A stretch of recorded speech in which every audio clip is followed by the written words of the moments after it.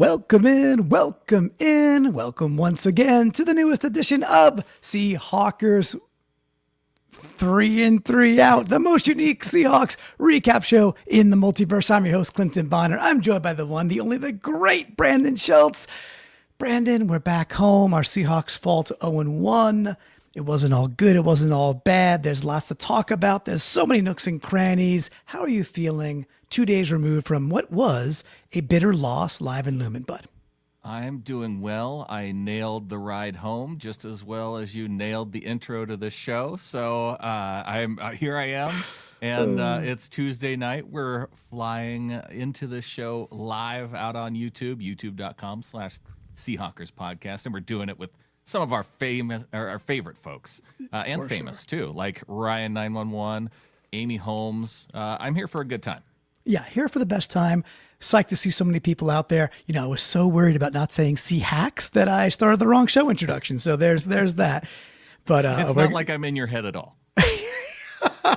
You live there rent free. And Shane Turner Acoustic basically is helping us pay the rent. So great dude, lives out in Australia, I believe the western side of Australia. If you're out there, he is a working musician. Just gave us $2.99 Australia as a super chat. Shane, we love you, dude. You play like Friday, Saturday, Sundays, every single weekend day out there in Australia. Go check out his music. Thumb him up on Facebook. Go befriend the dude. He's a great friend of the pod. Thank you, Shane. Go Hawks to Carmen Schofield. Clinton, we are rolling in this show. And what do you got queued up for us tonight on 3 in, 3 out? Of course, we have the donation from Shane Turner, but we can't forget our live executive producer, Ryan 911 with a $9.99 super chat an early in. Brandon said I'm famous. You're famous to me, Ryan. You are. You're famous to where it matters. Since we won't be getting a brand in today, we'll have to take all the ins from the flock that we possibly can get. So Ryan, thank you very much. Always a pleasure to hang out. And Brandon, we had an awesome time out at Lumen. We'll talk a little bit about that later, but shout out to everybody we got to hang out with. You know who you are. We want to get to this. So I'm calling this one So Much Good, ... And yet, we don't win this game. As we know, it's 17-13. But Brandon, on this rewatch, I don't know, some narratives were shattered for me. Some talking head stuff was shattered for me. Some, I'd say, mob rule was shattered for me. And overall, I was like, well, of course, we should have won the game. We know that. And I watched this back and go, I think we're pretty good. And I think there's reasons why we're pretty good. And the things that I think were faulty, I think they could be corrected and corrected pretty quickly, not like 7-8 weeks into the season. Oh, maybe we'll see an adjustment. So that's my overall take, Brandon. Don't know if you had a chance to watch anything back yet, but any other general observations before we get cracking on this week's 3 in, 3 out? I don't know how you can watch that back and be more optimistic than you were going into the season, but I'm ready to be wowed by your presentation to get me on board. All right, perfect. And as Brandon already said, youtube.com/Seahawkers podcast. Like and subscribe. It helps out an absolute ton. Brandon, we don't win. Therefore, we don't get to do, which means we have to start with an out. Please hit that whammy, my man. Careful, Brandon. Folks are not going to like this one. Yeah, careful. I think I see where this one's going. Yes, you just might. So on screen at youtube.com/Seahawkers podcast, it says out 1 early Bison bros. And if that's not enough of a clue for you, we're going to be talking about our center and new left guard just for, a little bit here. It is early Q1, 13:42 to go in the game. It's a 2nd and 6. Seattle is already on Seattle. San Francisco 43 came out hot as a pistol. Nice little, I think it was a dig type of route from JSN. Nice on time from Darnold. Looking good. And Brandon, let's go to the videotape because and I know that lots of folks are talking about what the heck is Milroe doing on the field in 2nd and 6. And I agree. But we also have to look at some of the stuff that happened when he was on the field. So we're going to cue this up, play in real time real quick, and then we'll talk about it. You'll see it here. We see Milroe. I'll pause it real quick, centering on. We are going to watch this play. I got back-to-back plays. We're going to start with our rookie Gray Zabel. We got Milroe out there. I saw and I heard from McDonald saying that Milroe had the option to run this ball or throw it to the flat to K9. Judge for yourself whether or not K9 is open or not. However, for this first out, look, Zabel gets blown back, just flat out gets blown back. And it kind of blows this whole thing up, and we'll talk about why in a second. Centering on Zabel. It's early in the game. We're not going to kill Zabel much more after this. Don't worry. Doesn't go too far. Brandon, as we get going on that too, we'll show it a few more times. Just in general, you see Milroe out there on 2nd and 6 on the first drive. What were you thinking, dude? Well, I was a little bit surprised to see him out there that early. I know you were excited to see the Milroe package at some point in this game. Yeah. So I'm more curious from you. Were you happy to know that once you saw this, then it's like your priors were confirmed? No, I was not, because I too like the balance of the idea that Milroe to me should be, this year especially, really short distance, right? 4th and 1, 3rd and 2, 4th and 2. And later in the game, when we kick a field goal, when it's a tie game, when we're down, when Cooper Kupp gets like a 6-yard out, when he needed 7, not his fault, and we kick the field goal, I'm like, well, if we had a bit more confidence in Milroe's ability right now, I think we just go for it. If we really thought, hey, there's no way we're not getting that yard, we kick the field goal, we end up losing the game. No, I didn't like this placement.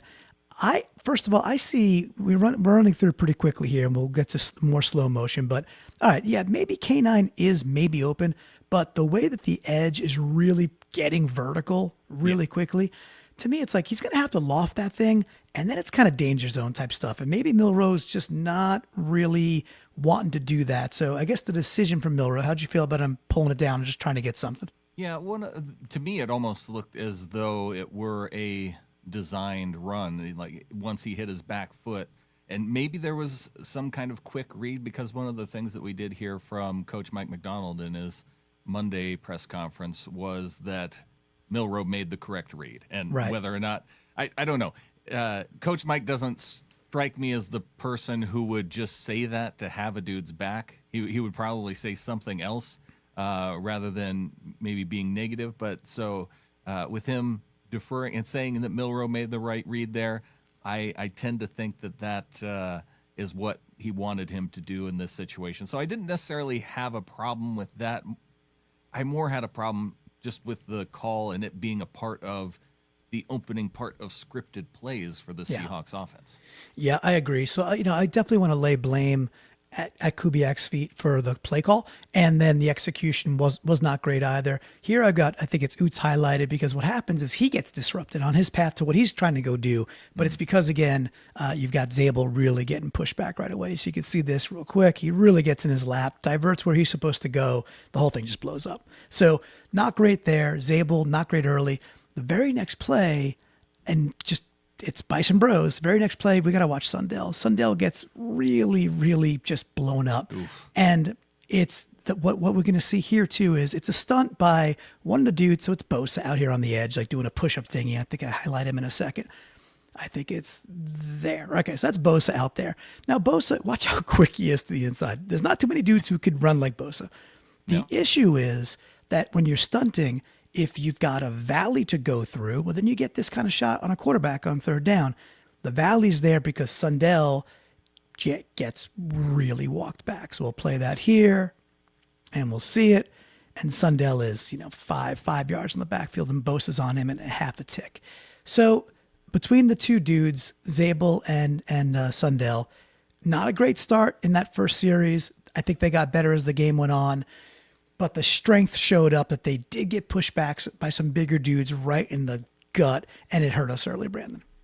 Yeah, Sundell, I think the lowest graded offensive lineman, it might have been him, it might have been Lucas, but Lucas for the reasons of the final play, which I'm sure that we're not going to get into. Nope. But giving up the causing the fumble at the end of the game, which ended up losing it for the Seahawks. But Sundell, he had a rough game. And comparatively, Bradford maybe had an okay game. So I'm definitely on the watch list for Sundell after a game like this, in a game where he really had to face, not a lot of veteran presence in the middle of that line from the 49ers. Yeah, beefy boys, but not, 2nd and 3rd year guys who play pretty well. Even if they're no names, they did show out and play pretty well. So you tip your hat. again, I think things got markedly better from that series, but it's early. It's the first out. It is what it is. All right, whammy. We got really good stuff to look at. All right. Let's get to the good stuff. Get to the good stuff. Let's get to the really good stuff. All right, so lights out with a lot of Z's. So any idea where we might be going with that? Oh, well, Robbie Oots has a Z in his name. He does. Actually, he does, but I'm going to go right back to... Gray Zabel has a Z in his name. Zabel has a Z in his name. We're going to go right back to the Zabel well here. So what you see in the salmon shotgun, I just highlighted Zabel. I think, let me just try to pull it back a second for y'all. Let's do this again. So highlighting Zabel. Hey, there's Dan VN's checking in. So Dan saying, I'm still really bullish on Sundell's upside, but if he can't anchor better, Olu is going to get a shot at some point. Yeah, Dan, great call out. And again, we're not, it's one play, right? So it's always this show, we're looking at plays in isolation, can always be a bit dangerous. And it's usually never as bad as something we might be flagging or as great as a great play. But it is what we do on 3 in 3 out. And of course, if you don't know Dan VN's and Seahawks Forever, you're doing it wrong. Make sure you're out there following Dan and his show. It's a great one. All right. So now we're right back to Zabel because, first he giveth, then he taketh away, or vice versa in the case when we lose the game. So we got Zabel here. The beautiful part here is let's just watch it. Let's just watch it in real time because it's lovely to watch. Just follow Zabel and boom. That's Alfred Collins. That's Alfred Collins on his ass, which is really fun. Now, some of the cool reasons this happened, you got the motion pulling over. I want folks to also focus on Abe Lucas because he okey-dokes Collins so badly. Collins gets just he's in bad position. Makes him look like a rookie. And Zabel's athleticism is on pure display when he gets to, show off his speed, show off his feet, and then turn that speed into power, Brandon. So we'll just play this through a couple times here. And boom, and he's on his butt. And I think we isolate it one more time. And we'll talk to Cam in a sec. So I highlight, and look at that okie doke by Lucas there, Brandon. How nice. How nice is that? You have Gray Zabel, who's lined up as the left guard, and then on the snap, he comes down the right side of the line, kind of following the motion, and he just catches him, the Niners lineman, just as he's kind of off balance. Oh, he's very off balance. and he takes the full opportunity to just get right into his chest and drive him to the ground. Yeah, it's beautiful. It's set up by Abe. So Abe does a great job just doing some veteran things. We like that a ton. And Zabel cleaning it up, but Zabel absolutely taking a shot to get to put some paint on that, which is really cool. By the way, that was a little bit later in the game. That was Q1, 143 to go. At that point, it's 7-0 Niners after they had that long drive extended by the personal foul on Leo, which should have ended it. That was a 2nd and 5 play. So I think, again, some okay, some really good. The athleticism really showing there from Zabel. Overall, I thought the line actually did okay. And while I rewatched this game, Brandon, something that came up for me was we weren't in like 2nd and 9s and 2nd and 12s all that much. First down was okay. It was like 2nd and 6, 2nd and 7, 2nd and 4. We had some issues on 2nd down. And I think that goes back again to maybe some, call it quirky play calling. But most of the time, I thought we were actually okay on 1st down, Brandon. Yeah, and really, as far as the offensive line, I think you're correct in describing it as being kind of up, kind of down. I mean, they give up 7 pressures on the day for how many pass sets that they had in the game. It is still a pretty significant number. I think it's up over 25% at least. But Charles Cross, he didn't give up any pressures. That he had to go up against Bosa at least once or twice throughout the game. So the pressures came from Cup and Charbonnet. They each had 1. And then it was Abe Lucas 2, which he had a really tough, he was probably going up against Bosa more than anybody throughout the day. And then 1 each for Bradford, Zabel, and Sundell. And I think you played the one from Sundell earlier where he just got backed up right into the quarterback early on. So the fact that he didn't give up a pressure after that was nice, but overall of the day, kind of good, kind of bad. Yeah, and Marlon saying, sounds like Clinton likes that screen game. Yeah, Marlon, we all loved what we saw in the screen game. Can't believe it's still as good as it's always been. It's saying something. So, all right, let's get back to that whammy, Brandon. All right. Like they practice the screen game throughout the offseason, right? Like that's what during practice, like that's a play that they might practice. Yeah, we practiced that. We practiced, play action under center. We practiced that, but we did that once. So maybe twice. I think it was once. So, we didn't. We'll just reverse that. Just reverse that and we'll be okay. Do more of the play action thingy. That'd be good. I think it'd be good because it was successful when we did it. All right, so out two, calling this one Bradford Beatbox. You probably know where this is going. Obviously, there's a theme here. We'll look at some other stuff that was an out a little bit later, but sticking towards the offensive line for now. Q2, 7:33 to go in the game. Again, 2nd and 5. This is not 2nd and 12. This is not 2nd and 13 or 2nd and 18. Although I think we had one of those later. But it's 7-7 at this point. We're on our own 19-yard line. This one, Bradford maybe sussed out A-OK. And in this particular play, it's not the best. It's not the best of Bradford. All right, this is up. Sorry, we got one more time of seeing this. I thought I isolated that, which is good. That's the okey doke from Abe. All right, but here we are. That's Bradford circled there. He really, again, a little hard to see, and we're going to look at it a few times. He really gets blown up here. The guy comes right across his face, beats him to the inside. You'll see it here. And it's not just that he gets beat, because he does. But again, it's like what happens because he gets beat. So he's blown backwards. He can't get to his guy in time. He ends up chipping Zabel, who ends up chipping Oots, who are pulling. It's just this. And now I circle Zabel and Oots here. You see him get blown back. You see Oots have to get disrupted. The entire play is broken up. Again, I think Bradford, this is all like, it's a play. And we're going to isolate things. We're going to pick on things. This is what we do on this show. With all that, I think Bradford played okay. But here's another chance at 2nd and 5 where, like, man, we got to be a little bit crisper. And we can't yell at Kubiak for, like, running the ball on 2nd and 5. That's fine. We want that kind of commitment. But again, in that one, Brandon, not so great by Bradford, and maybe it's a little same old.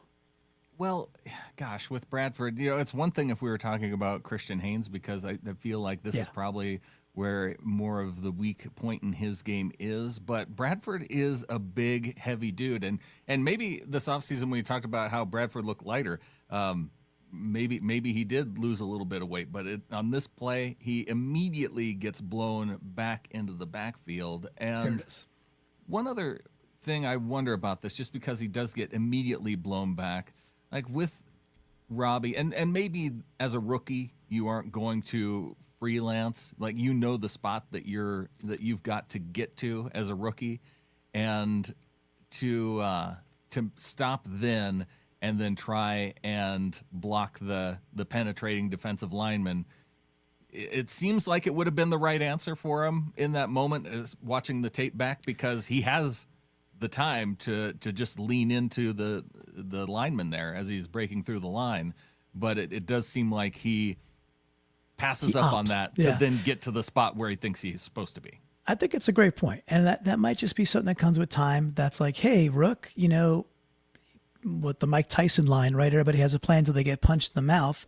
And in this play, Bradford got punched in the mouth, which disrupts Zabel, which causes Oots to make that decision. But I think you're calling something out.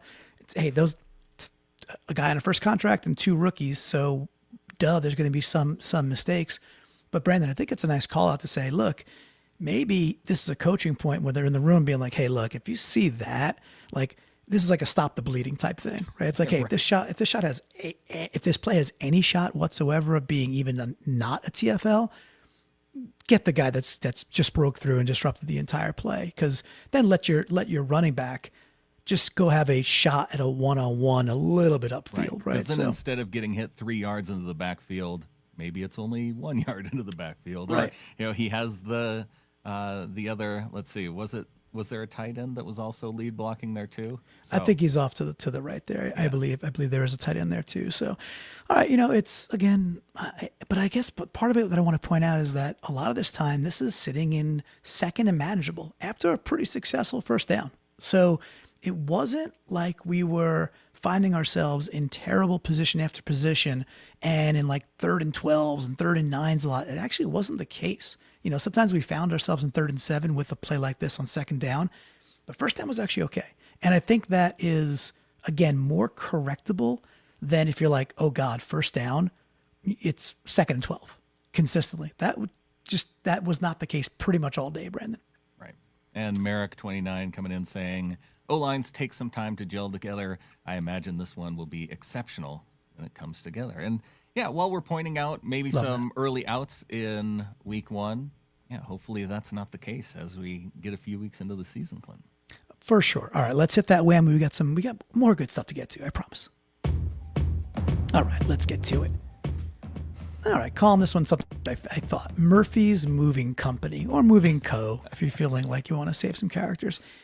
So we probably know who this one's about. Brandon, this to me was probably the biggest aha from the rewatch that I saw. There was a couple things, and maybe I'll save some for later or just some open discussion. But one of the main, this dude played better than I thought he might have when we were sitting in the stands at Lumen, who I thought played pretty well, was Byron Murphy. I thought Byron Murphy was actually quite a bit and way more disruptive more often. This is not the only play that you're going to see in a second where I was like, dude, he not just flashed, but he owned that play. There were, like, I'll give a good example. The Julian Love sack, which is an awesome, he's safety blitz up the A gap, and Julian Love times it so well. And look, if this was a different type of show, we'd be talking about his block field goal and everything else, because he was probably the man of the match if we win this game going away. With all that, on the Julian Love sack, if Love is not getting there, who blitzed, Murphy flat destroys this guy. He's right behind Julian Love on that sack. In fact, probably aids Julian Love to getting the sack because you're not going anywhere. So there was multiple times where Murphy was breaking through. Even the announcers are like, oh, Mafe with the hit. You're like, oh, Leo Williams makes the big hit. I'm sitting there watching go, maybe, but that was Murphy first, or Murphy caused that, and some other dude was the benefactor of that. So I wanted to point that out. Yes, Amy Holmes saying Clinton loves love. I do. All the ways that's possible. I really, really do. So enough preamble. Let's get to this with Murph. And what we're seeing, let's see, make sure we got this is still the end of that one. No problem. It's almost done. And it should be here. Okay. So we're highlighting Murphy here, kind of just in like a one tech. He really played nose tackle a lot, slid around a little bit. Even in this play, I had to clip it a little sooner. Leo taps him on the shoulder and says, go over here, rookie. They swap. So Leo takes the 3, puts him back in nose. But boy, does it work out. And we'll get a better angle at this, but man, he stands up the center, presses the center, gets into that gap, and makes a beautiful form tackle. You see it much better here. Center tries to get across him, can't whatsoever. And then you got Ernest Jones cleaning it up. Leo was in on the tackle too. But Murphy did this a couple of times. Great angle here. Just plants that right thigh that he's got, sheds him with the left arm, form tackle. I mean, that's all happening within like 2 seconds, Brandon, second and a half. So don't know if you saw more from Murphy, less from Murphy. Really wanted to call this out. He stood out to me that he had a better game than the box score said, and really what I heard people talking about later on Twitter too. Well, and this is one of the things when you were talking about this all off season, the fact that if he's lined up at nose, there's probably going to be fewer opportunities for him to make, some bigger plays in the game. And the one play that actually stood out to me where he was taking on a double team and still not giving up ground. I can't remember the exact time of the play, but I just remember going on through the watch back and seeing one play in particular where, 2 49ers guys are just right down on him, and he is holding his ground like fiercely, not giving up an inch. And so that's when you see that type of strength in a year 2 rookie. They're not so much a rookie in year 2, but that's what I like to call them. Year 2 rookies. I like that. Year two. No more sophomores. No more year 2. Year 2 rookies. Just year 2 rookie. It's a thing. I like It is now. Yes, it is. It is. But No. overall, good day in terms of PFF grades. I mean, kind of middle of the road. He did have a high tackling grade, a higher pass rush grade. He had 2 hurries on the day, 5 tackles overall, which for playing that interior is pretty good. For him to rack up 5 tackles, yeah, solid day for Murphy. Yeah, I thought so. And this play really exemplified that. Big time play, big time moment at still kind of early in the game. That was, because I like to give people the timestamps. It was on screen earlier, but if you're listening, that's Q2 13:01, and San Fran's on basically their own 40. That was a 7-7 ball game at that point. So that was another general observation, without getting too long-winded about it, was that, we got back to the Airbnb, and some of the discussion in the car on the ride back, or even at Katzenberger, was like, I don't think we had like really good heat on Purdy. And I was sitting there going, I don't know. I kind of thought we did. And Purdy made a couple of escape artist plays and frankly, a couple of throws that should have been picked, or at least should have been batted down. That's with getting 2 picks. So I thought we heated Purdy up pretty well. So I thought it was nice to see when the PFF stuff came out and some of the advanced stats that actually my eyes didn't deceive me, Brandon. We actually heated Purdy up pretty well. He did okay for himself, but at the end of the day, we didn't make a play or two when we could have and should have to seal the game. It was okay, not great. I'm going to also defer to Coach McDonald, who he also thought that the pass rush could have been better. Yeah, well, it could be better for sure. Could be better. But speaking of could be better, let's get to out 3 so we can get through it. Win, lose, or draw. It's nice to have those, nice to have that back, the whammy back in place. And this one we're simply calling out number 3, Coops. So Q3, 10:49 to go. This is 3rd and 3, fellas. We're up 10-7. We're on our own 36. This is that part of the game where we start exchanging turnovers for 3 and outs and blocked field goals for like 3 and outs. And it's like, oh, Brandon, the momentum still felt good in the stands. It still felt like this was our game and really still could have been. And boy, oh boy, would it have been cool to get an extended drive and at least tack on 3 more with one of those opportunities. When we kept earning the ball back, we weren't getting lucky. We were making plays. Defense was playing really good. Special teams was playing phenomenal. This is one, I think you probably know where it's going at this point, but we'll play it. Let me just scooch through. Well, I'll see this one more time because it's fun to see Murphy. It's better to watch it in anyway. So, but we watch Murphy clean that up. The fun part about the show sometimes is that we can just watch back the play from the previous in or out, and before we get to the next one. Exactly. All right, so we got Cooper Kupp in motion here, and what are they doing here? They got him kind of split back in the backfield. They put him into a 4 wide, and the guy travels with him. So we're like, okay, so you're on a 3rd and 3. To me, you're doing this so you could see, okay, what are they in? And you're like, okay, looks to me like they're in man, as far as I could see. You get what you want. You get isolation. You get a good route, even though he stumbles a little bit. Mm-hmm. And you just get a mama dropsies at the worst time. That's Cooper, who's just off screen right there. And we slow it down. I think I have one more beyond this too. Now, there's another factor here too that I got one more look at it. There's a nice blitz pickup here. That's a nice blitz. Look at he just shoves him back. That's going to be a tight lane to throw in. Really tight lane to throw in. So you can't even be neutral with the blitz pickup. You got to win that blitz pickup to ensure that your quarterback, maintains the little bit of window that they do have. It's picked up beautifully. The ball's out on time. Here, one more time with that blitz pickup because it's fun to turn, outs into ins. It's beautiful. He just drops the ball. This is why we brought Cooper Kupp here. 3rd and shorts, red zone. He wasn't terribly effective in game number 1. There's a long season to go. With that, Brandon, man, this is one I know Cooper Kupp really wants to have back.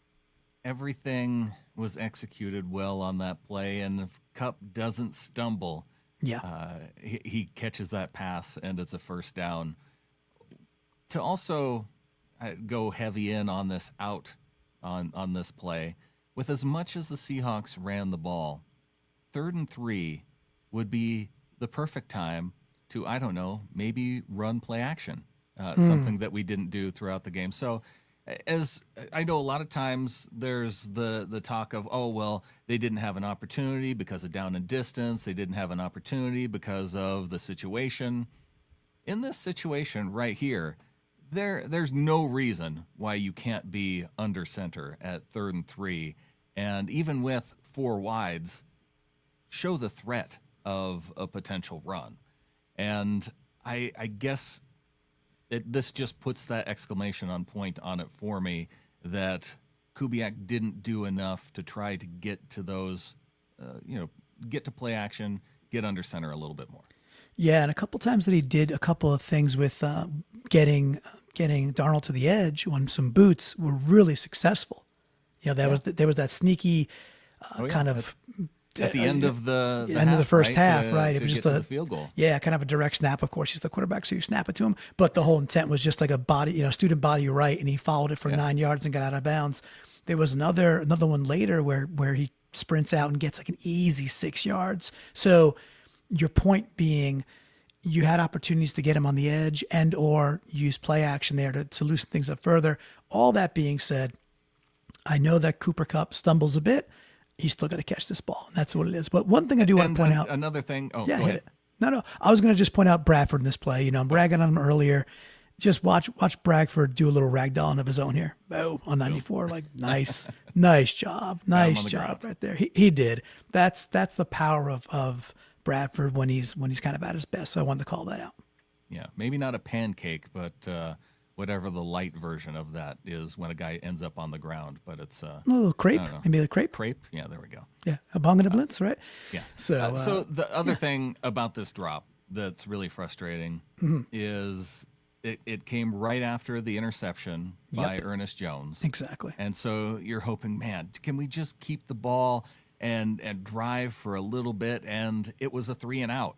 And coming out of that 3 and out, then the Niners drive completely down the length of the field and take up another, 8 minutes of the game. So between their opening drive coming out of the half, it was about 3 minutes before the turnover by Purdy, and then they allow an 8-minute drive. So part of it is not extending. That drop kept them from extending that drive and then allowed, the Niners to have a whole 11 minutes. I mean, part of that was on the defense, but just making the point of instead of having the offense on the field and think about how much more rest the defense has at the end of the game if it's not for an 11-minute time of possession in the third by the Niners.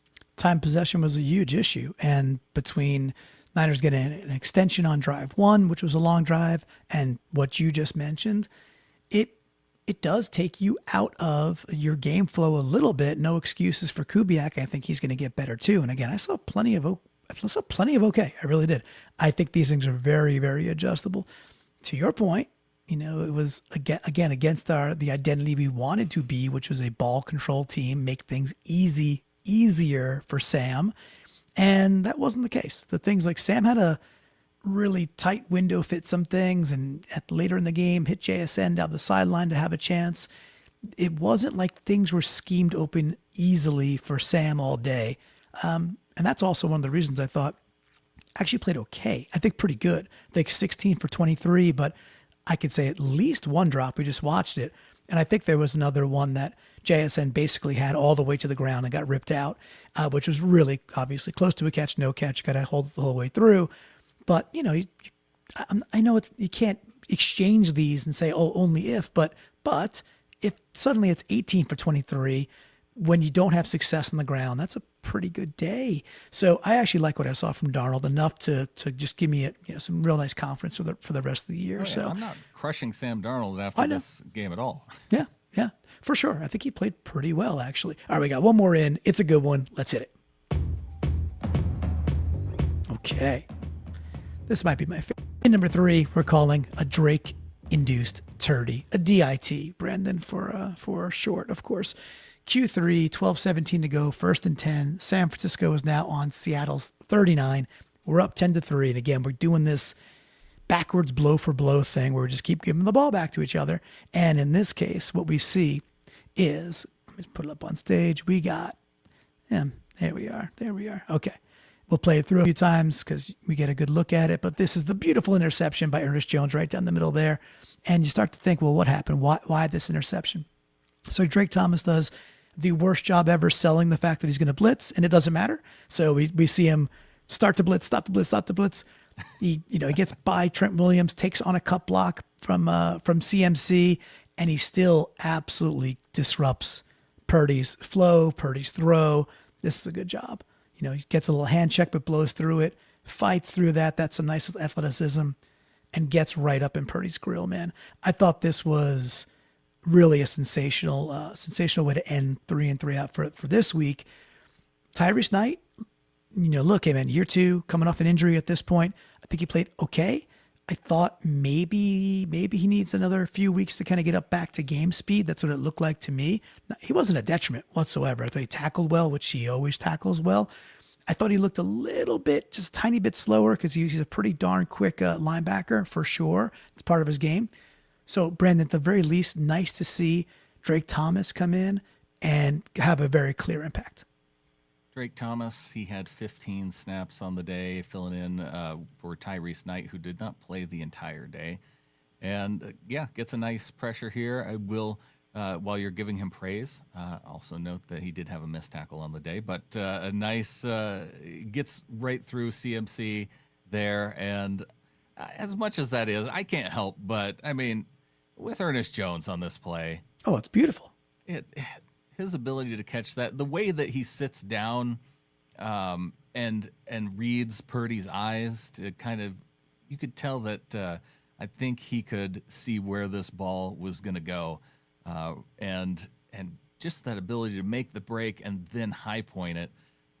To me, this play is exceptional, more so for Ernest Jones. I know you're trying to give some small in to Drake Thomas, but holy smokes. No, it's that's worthy. not where my eyes go. That's great. That's why we do this together, right? So, and the Ernest Jones catch it's beautiful. Like everything about this. Very often, sometimes just to pause real quick to elaborate on your point. Sometimes, very often, linebackers just won't get enough depth, right? So now, in this case, you see perfection. You see Ernest Jones get the exact amount of depth he needed. So that cuts both ways. The exact amount of depth he needs, that he thinks he needs to make a play on the ball, which clearly he nails that part. It's also the exact amount of depth he has to kind of give to the quarterback to entice him to throw this ball, Brandon. So it's a bit of a cat and mouse game, and sometimes you get burnt. But this is not a badly thrown ball. No. This is not like if Ernest Jones isn't there, that's a completion in a crazy throw. So to your point, that's what I would add to it, is that it's that cat and mouse instinct to do it just perfectly right to get the forced throw and not a check down. Well, because usually you get that kind of pressure, and they're going to ground it, or they'll try to find CMC or something like that, even though he was on the ground.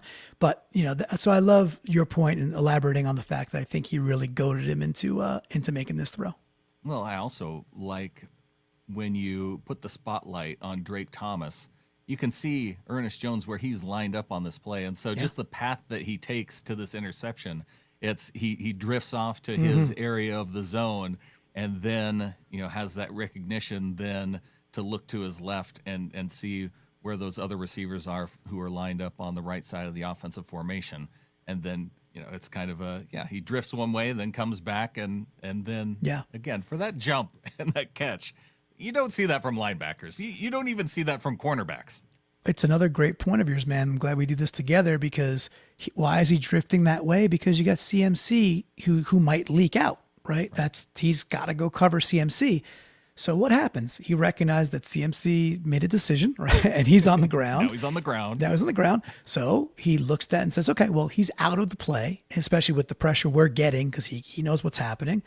And I could go do where I get, my second assignment. His first assignment's clearly go cover CMC out of the backfield. Don't allow like a 7-yard dump off to become a first down.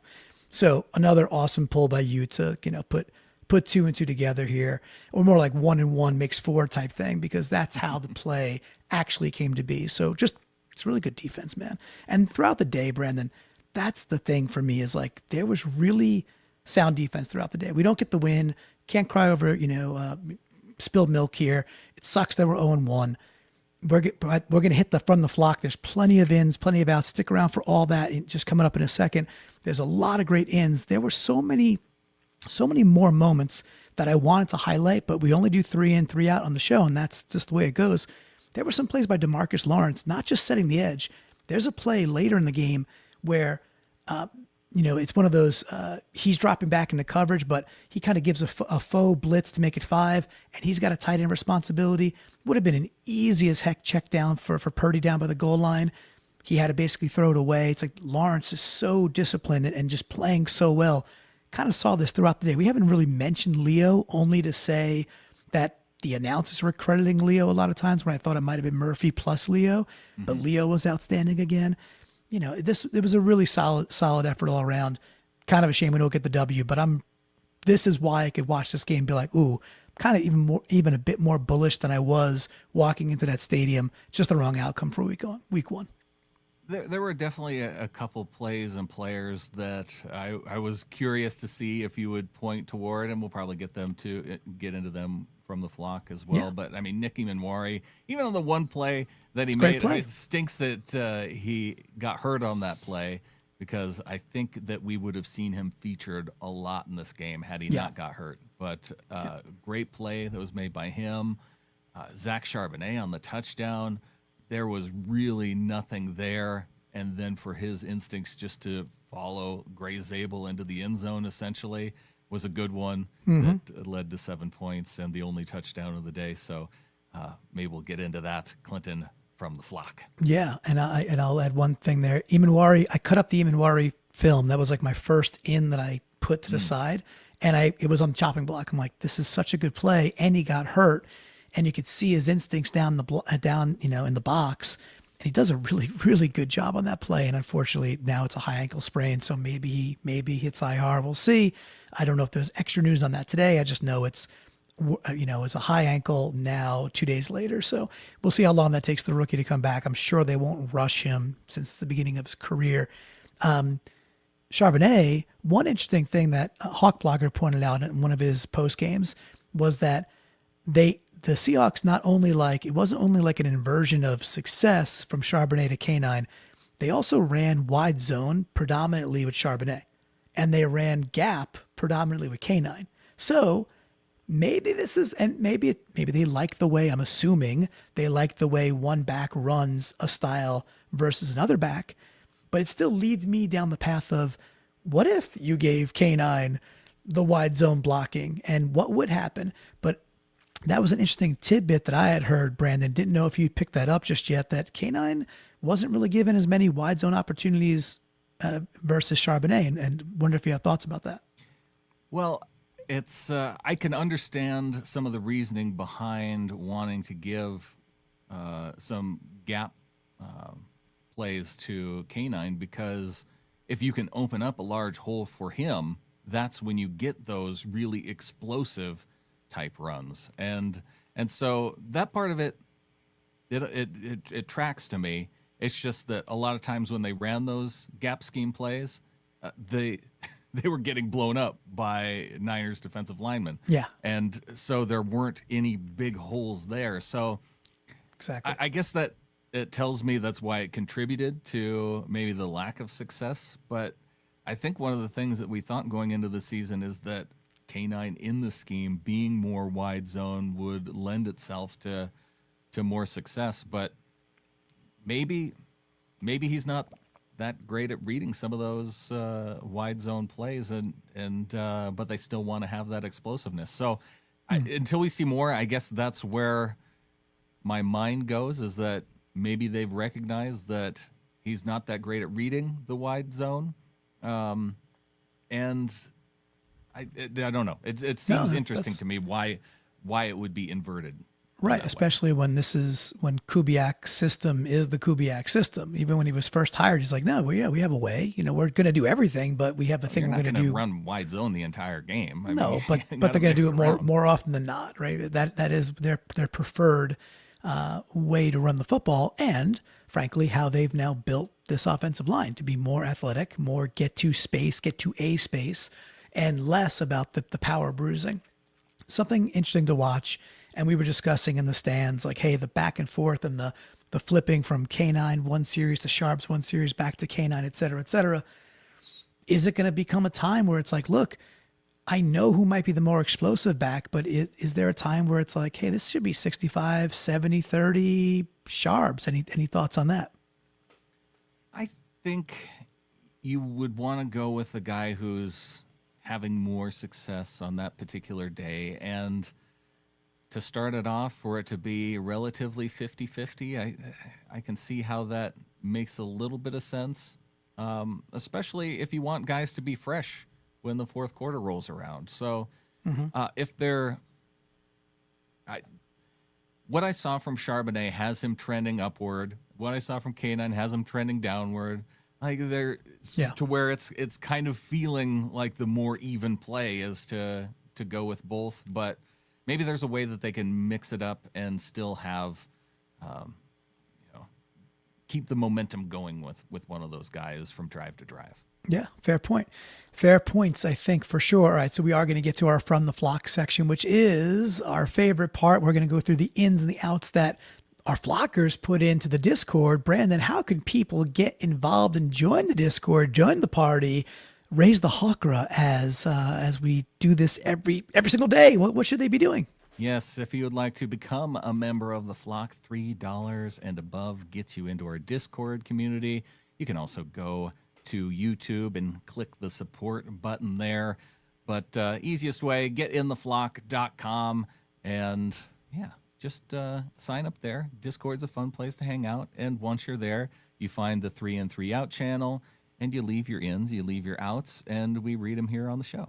Yeah, love that. And want to give a quick shout out to Garen Taylor. So from Guaranteed Barbecue in North Idaho, got to meet his lovely wife, sat next to him, and the man in the stands hands me this awesome Guaranteed Barbecue mug.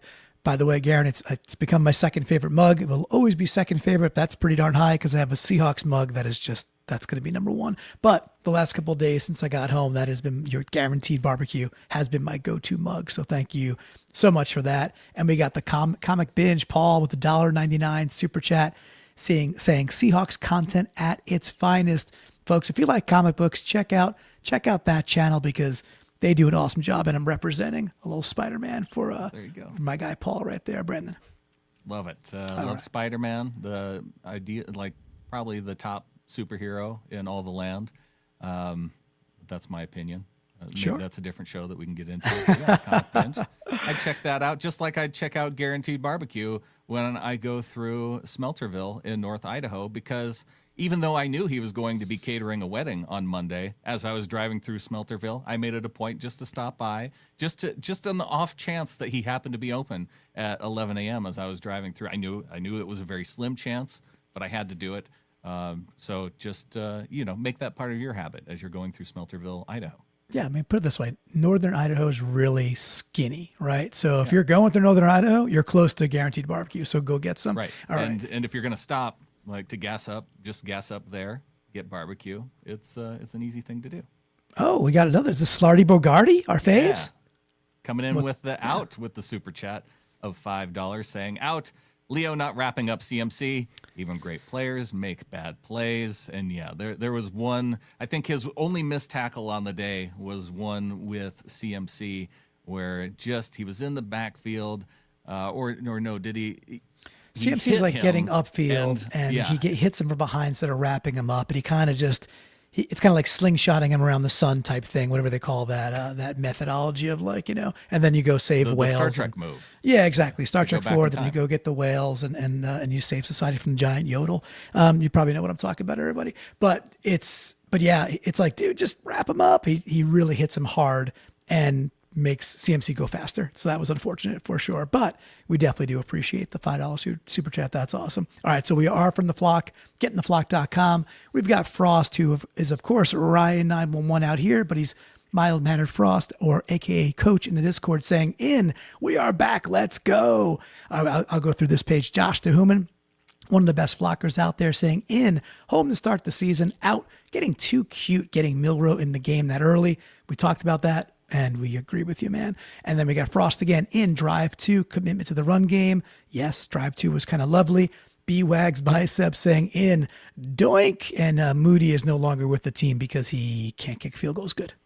He got one block. He got one doinked. To talk about the doink for just one moment. Sure. I went back and watched that, and yes, you had the block by Julian Love, but Derek Hall on that play absolutely destroys the tight end that is attempting to block Derek Hall. And I don't know if Hall has been like bench pressing school buses in the offseason or what, but he not only did he take that tight end and fold him in half as Love went to go block that field goal, there were several plays where he was pushing Trent Williams back into Brock Purdy. Yep. So Derek Hall is on my early watch list after game 1 to see just how many mini buses, a.k.a. left tackles, that he's going to be benching throughout the season. Yeah, love it. Year 3, strongman doing strongman things, and we expect some sacks for sure. All right, Brandon, take it away. All right. We've got Frost coming back in with an in saying 12 seconds left in the first half. Creative Cubes calls an unexpected Darnold keeper that puts us in field goal range. And I feel like we've seen plays like that. Gosh, was it the game that we watched? I can't remember, Clinton, if it was a preseason game that we saw something similar to that, or if it was the Saints game last year and the attempted comeback against the Commanders. But he has that in his bag to where if the defense is giving him a look, he will allow the quarterback to just run a keeper, and late in the game, rather than take a chance at maybe an incomplete pass, take a chance that a guy catches it and goes in bounds, if he can give the quarterback an easy look at the sideline and not a whole lot of chance that he's going to get tackled in bounds, just run the quarterback over there, get the easy yards, and get that much closer to kicking a field goal. Yeah, I love it. And it's so low risk because you're at the, you're going to the boundary as it is. So even if you're not going to get a lot of yards, and the quarterback can determine that really quickly within quarter of a second, whether he's got yards or not, you can still get out of bounds, right? It's almost like a no harm, no foul type thing, which is totally cool. And by the way, if he's under quick duress, you could probably throw it at somebody's feet. It's if they're witty enough to do that too. So I do like that play. And Garen saying he loved the way the linemen were leading the way on that play too. Yeah, that was like 3 or 4 dudes just waiting to block. Really, really cool stuff. We got Delvin with an in saying having a better kicker than the opposition. And Delvin knows a thing too about kicking because he is from Australia, which they kick stuff down there. Slarty Bogarty coming in saying Jay Harbaugh redemption game. Yeah, sure. We had been talking about Harbaugh throughout the preseason, and Harbaugh says, hold my beer, watch special teams play in this game. And it was, the best of the 3 throughout the game. The 2 interceptions was pretty good by the defense too, but having the blocked field goal, not making any huge mistakes. Yeah, the special teams was not a liability or not the liability that we thought it might be. That was obvious with the Niners. Like, they clearly had the worst special teams unit. For sure. And, I would say our special teams played really well. That's B plus, really good. Cody White had a nice return also. He gets tripped up by his ankles. That was like a 37-yard return. That was quite nice too. We got Josh DeHuman saying in the OL, keeping Sam Darnold clean the entire first half. That was great. And Delwyn again saying out, giving McCaffrey a push for more yards, which Bogarty, of course, gave us the donation for. So thank you for that. All right, Brandon, next for you. Yeah, Northwest Gambit coming in saying Ernest Jones keeping his eyes on the quarterback. And I think that one, of course, is referencing that Ernest Jones interception that we covered in the final in. Yes, for sure. We got Delwyn. Let me see. Where are you? What slide are you on? There we go. How about we go to Car? Car. There we go. Our offense isn't as exciting as the preseason had me believe. Yep. And Car, just, hold the line there or keep the faith or any of the things that kind of mean the same thing. This, I think, will get better. Again, if we were sitting in 2nd and 13 all game long, I'd be like, yikes, big yikes. We're not. 2nd and 6 is perfectly cromulent. 2nd and 5, totally fine. things will get better. We'll figure out second down. We will get under center more. We will do more play action. Things going to be okay. Northwest Gambit saying in on special teams. We just discussed that. And Josh DeHuman saying in love with the block. The Julian Love block was absolutely insane. Great stuff. Great stuff. Dylan coming in with the out here on the next slide. Yep. Sharbs having a good start, then seemingly disappearing from the game. All right. And I also see Dane X saying out Woolen, just out. And B-Wag saying out offensive play calling. We went about an hour now. We haven't mentioned Reek Woolen really, but maybe once. Rough ending for Woolen, man. Yeah, out offensive play calling. B-Wag's biceps calling that one out. And Carr back in with the out. Having to wait all season to get revenge on the Niners. Yeah, late game. Now we're waiting until later in the season. It stinks. Out letting my hopes get too high, despite the fact I knew there would be growing pains on this offense. Carr, it was so close. We were right there. We had the ball. We had that opportunity. We're at the 9. We were at the 9-yard line. With a minute to go. It wasn't like 10 seconds to go. I know. You wonder how many run plays. Could we have pushed our way to the end zone in 50 seconds? I was a little shocked. I think, towards the end there, Canine's back in, and I'm like, oh, I thought Charbonnet kind of maybe had earned the whatever you want to call the deep red zone, whatever they call it nowadays. But it kind of leads to Josh DeHuman's next out. He says, hate to do this, but Abe on the last play, he did well protecting most of the game, but in the last minute with some offensive momentum in our favor, he allows Bosa to get to Darnold. And it's the truth. Like hey, you could play a fairly good game, an okay game, a good game, a B+ game. In the biggest moment, Bosa won. Bosa walks him back, gets him completely off tilt, and pushes him back into Sam Darnold, causes the fumble. So you tip your cap to Bosa, and you want better from your right tackle in what is the most high pressure situation. Both things can be true. And we've got Ryan 911 saying, I think Darnold would have gotten a stat had the fumble not happened. Yeah, I think so too. I think so too. I think so. It was a fumble. Yeah.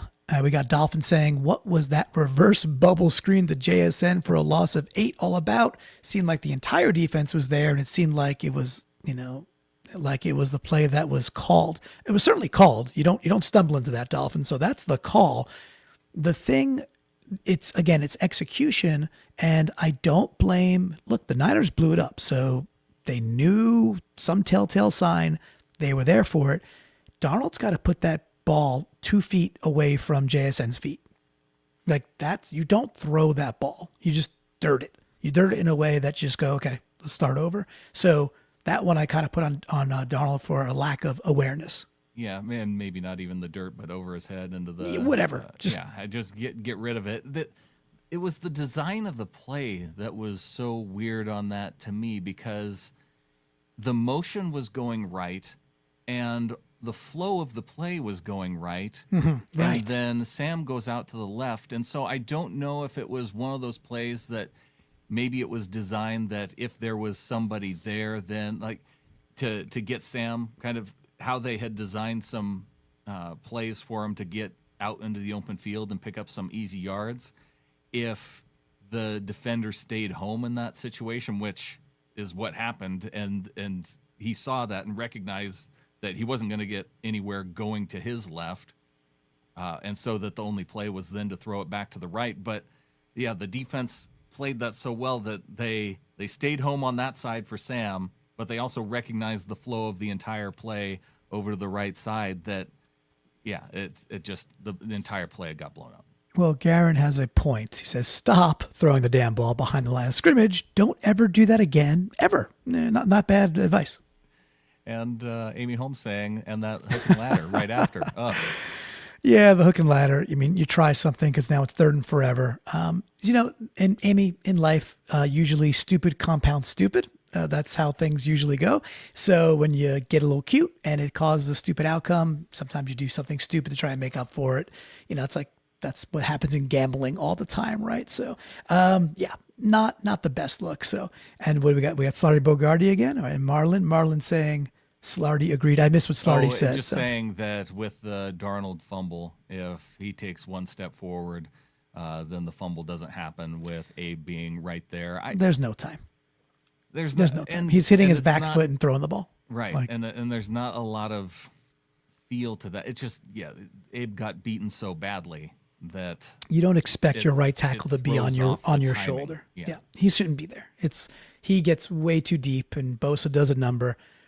Sure, if Sam has eyes in the back of his head, but this is a timing play within the tight red zone. You're inside the 10. This is a slanty thing going over the middle of the field where his receiver one, his read one he thinks he's open.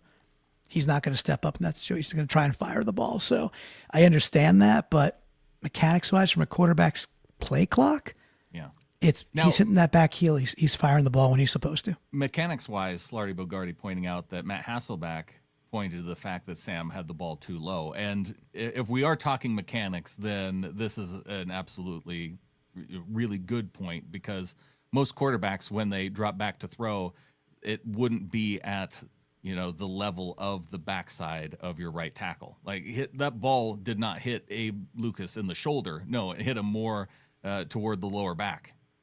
I know this is a show about picking nits, but I'm just going to say your right tackle should not be in your quarterback's lap. That is not mechanically sound for a quarterback to be the starting point of your throwing motion either. Fine, I guess. I just would prefer, yes, fine. If Abe's not there, he's getting the ball off with no problem, even if he hikes it through his freaking legs. Right. So, all right. So we got a couple more that do turn to the positive. We got, let's see what we got on screen. Josh Duhamel in the offensive line, keeping Darnold clean up until the last minute. We agree with you, man. And Northwest Gambit again saying in all the defense, not named Woolen. It's hard to. Woolen had a couple of nice plays, but gave up the two biggest ones when they mattered most. So it is what it is. And then Seahawk Tua on that thing into Sharps, out to K9. I won't say it's harsh. It's kind of a reality. I know a lot of people feel that way. And Sharps is kind of just gaining momentum. We got a few more, Brandon. I think 2 more slides, and they've kind of end on some positives. All right. Well, we've got Stu with the out, Reek consistently going for the INT instead of breaking up the pass. Yeah, tough final couple plays for Reek. Hawk Van Dyke with the in, accuracy of Hawk Van Dyke's schedule analysis, out, accuracy of Hawk Van Dyke's schedule analysis. Yep. HVD was on that one. Unfortunately, he was. Now we got 2 more. We got Nate Schutz. We got to get him in. Saying in, Sharp's pass blocking, out, getting too cute on offensive play calling, even on the first drive. Totally right. We covered it, but exactly right. And Karkar in. We didn't lose this game because of a bad O-line, as far as she noticed. They looked solid and mostly did their jobs. I agree, Karkar. They mostly did their jobs. Run blocking can certainly get better, but I think you are correct. It's not why we lost the football game. All right, we got one last one before we wrap, Brandon, and some ins we're landing on. All right. I do want to get more into the offensive line. I think Adam and I are going to do that when we record our next show. One more in from Bunny. In times 99. Abe reduced Bosa to mostly a non-factor. Everybody expects Bosa to have 5 to 10 game-altering plays per game. He had 1. We remember that 1 and forget the other 99 snaps. Not quite 99, but I get your point, Bunny, where Abe neutralized Bosa. Right. We showed earlier that Bosa at least had 2, but that's okay. But that 1 came from the other side, not against Abe. Abe played fairly okay, pretty good. Bunny also says into Jay Harbaugh. We discussed that earlier, but true. Amy Designed Pete's Beach House says out. My throat really hurts from yelling for 3 hours. I was there. She did everything she was supposed to do. Her chakra is very cleansed. And she says in. Got to spend time with lots of wonderful flockers. Right back at you, Amy. All right, you want to take the last one? All right, let's do it. Okay, well, I'll take it. We got Frost saying in. You know what? We're still back. Gonna be a fun season. Brandon, I agree. It's gonna be a great season. We had an absolute blast. There might be some people you want to mention and shout out, so why don't you take it away? Yeah, it was a fun group that we met up with at Dave and Buster's up in Linwood. And yeah, we see Greg, Lisa, Amy, EJ from Bootleg Football showed up. James made the trip out with Adam. We got Flocktimus Prime there in the background between AJ and Adam. And you and I were there as well, Clinton. So it rounded out the group. Fun time. We also got together after the game to kind of commiserate after the loss, have a burger, and a lot of the same crew at that meetup as well. But just a fun time. Yes, we didn't come away with a win, but when you go to a game with a bunch of good people, it makes it a little bit more fun. It sure does. We mentioned Garen earlier and his wife. We also got to meet Joe, and I think it's Kayla and Sean and his wife as well. So they were with us in the stands. It was a really, really, really fun time. Look, it was a beautiful trip. And for anybody out there that hasn't made the trip to Lumen yet, I would, if I'm you, I try to get there early in the year, try to catch a game when it's actually 72, 75 degrees and Seattle is showing out. It was friggin' awesome. Brandon, I love those seats. We were in section 319, section 320, and we kind of had this like all 22, but high enough to get like this Madden view of the game. And seeing some of those plays develop and open up, like the JSN shot down the sideline, super, super cool vantage point for that game, dude. It also is a great spot to where you can see the field goals if they're getting missed, if they're about to hit the pole. I saw Amy posted a photo of the two of us jumping up and celebrating. Yes. I'm not sure if it was the miss or the block, but one of the two missed field goals. So yeah, I hadn't known about that either. That there's like a camera that you can go and focus in on your section at, I don't know if it's any point in the game or what exactly it is, but and you can find photos. It's amazing. Yeah, that's a but also shot. maybe a little creepy too.